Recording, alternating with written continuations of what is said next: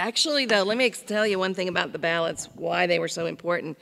First, and why they survived in rural areas where people didn't really have a very easy life. They felt they were therapy. They were the Prozac of their day. They thought if you could sing these songs about somebody's life that was a lot worse than yours, I mean, really, you didn't really probably have to get up every day and worry that somebody was going to cut your head off and kick it against the wall. That was not one of your major concerns. Maybe, you know, your garden crop might be, but if you could sing that song, then you felt like you could sort of get through the day, you know?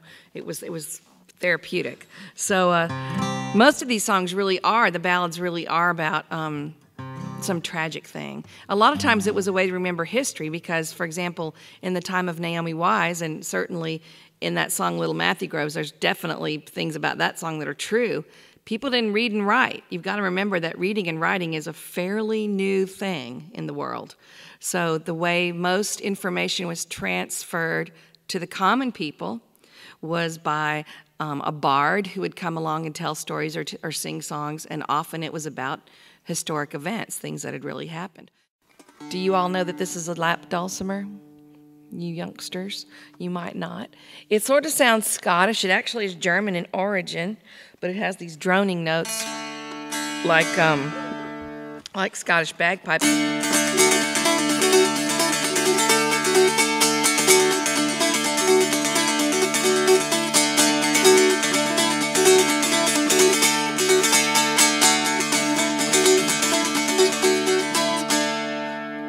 These originally were always made so they only played one scale at a time.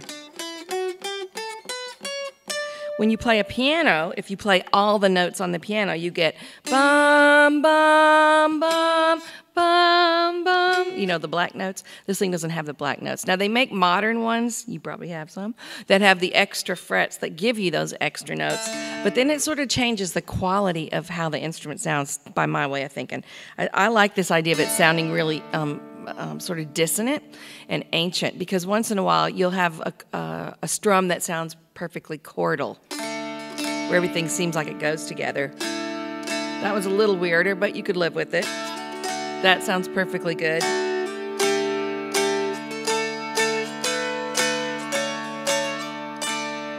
So the reason dulcimers were used for ballad singing was because they did have sort of a pentatonic scale in mind. Ballads didn't fit well with chordal instruments because they were always sort of sung between the scales. If you study music, you find out there's like 7 different kinds of scales. And when you play the lap dulcimer, you actually learn, if you're a good player, you learn to tune the dulcimer in different tunings that represent these ancient, I mean, from the beginning of music, really, these ancient kinds of scales that have strange names like Phrygian and Mixolydian and Aeolian and Dorian, you know. It's called an Autoharp, and it's really one of the few instruments that sort of got patented in this country. Banjos, of course, came to this the way they look now in this country, but Autoharps are sort of based on the German zither, but I don't even know how you play a zither. They didn't have these bars on them, which make it absolutely ridiculously easy. So you had to almost pick each individual string, I guess, when you played a zither. But the chord bars here actually choose the notes. So if you're not pressing a chord bar, all the strings ring. As soon as you press it, it eliminates 2/3 of them, and only the strings in the chord ring. There's little felts that dampen the strings that you don't want in the chord. So it's the best instrument to play if you're non-musical, because you don't really have to know how to do anything. You can get a songbook and just read the chords across the words and just press the button at the appropriate time. The only thing tricky about an autoharp is tuning it, and that takes a little bit.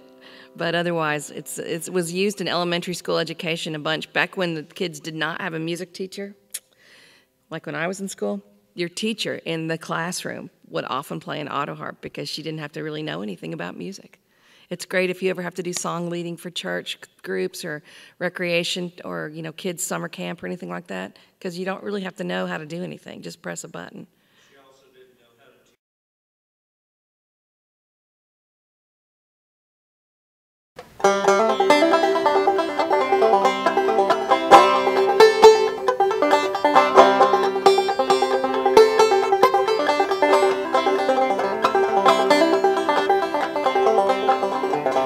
I'm going round this world, baby mine. Going round this world, baby mine. Going round this world, I'm a banjo picking girl. I'm going round this world, baby mine. I'm going to Arkansas, baby mine.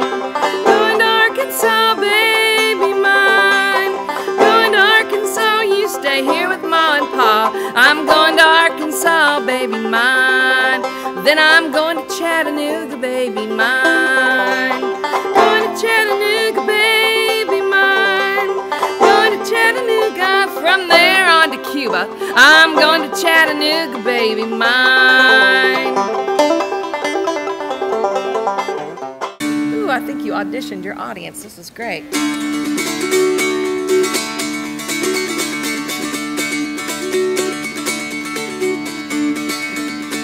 Now when you gonna court me, court me, court me? When you gonna court me, my pretty little reckless boy? Well, I think I'll court you Saturday, on Saturday, on Saturday. I think I'll court you Saturday, that is, the weather is good. How long you gonna court me, court me, court me? How long you gonna court me, my pretty little reckless boy? Well, I guess I'll court you all night, all night, all night. I guess I'll court you all night, that is. But you always knew the Carter family were coming on the air when you heard this song.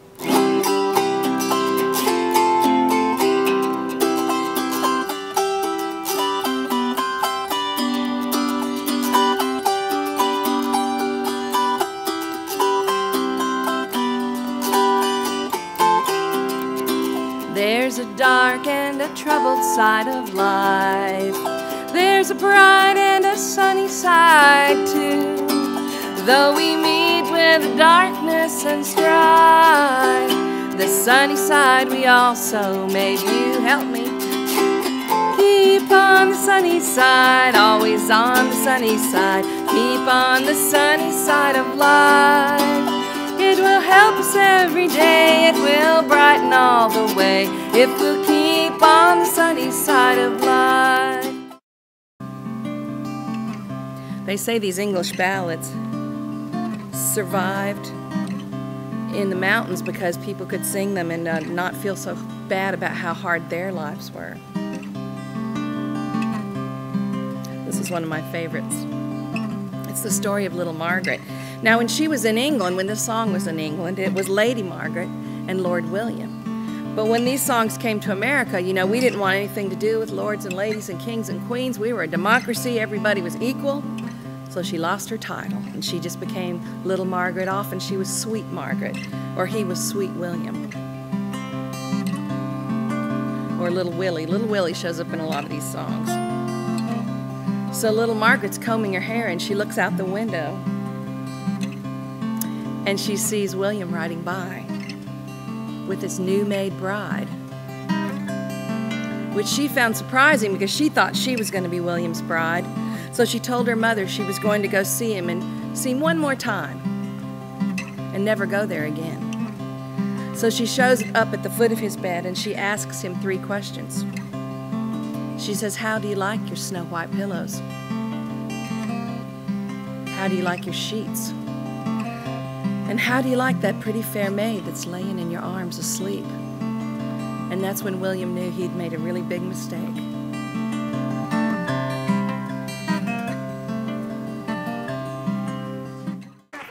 This is a song that my daddy used to sing with the band, and anyway, one called Sweet Georgia Brown. If we're...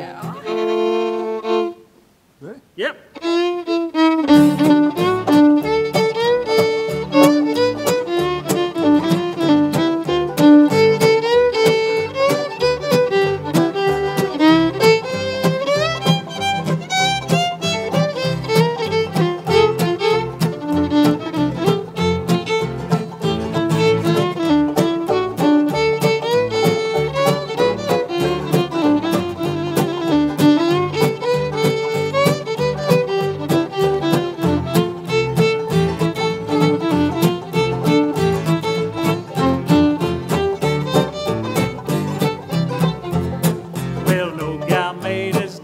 shade on sweet Georgia Brown. 2 left feet, but oh so neat, that sweet Georgia Brown. They all sign, wanna die for sweet Georgia Brown. I'm telling you why. You know it don't lie, not much. It's been said she knocks them dead when she lands in town. Since she came, well it's a shame how she cools them down. Fellows said she can't get, must be fellows she ain't met. Georgia claimed her, Georgia named her sweet Georgia Brown. Oh yeah, Jesse.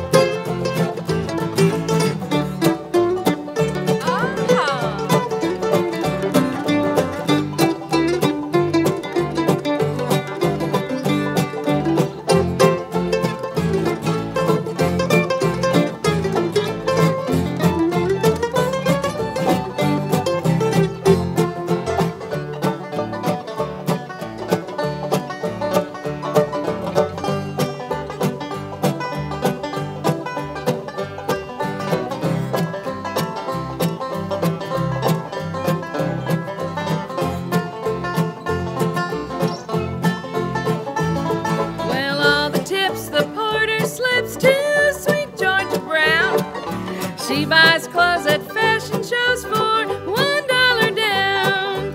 Oh boys, tip your hats. Oh boys, she's the cats. Who's that mister? Well, it ain't her sister. It's sweet Georgia Brown.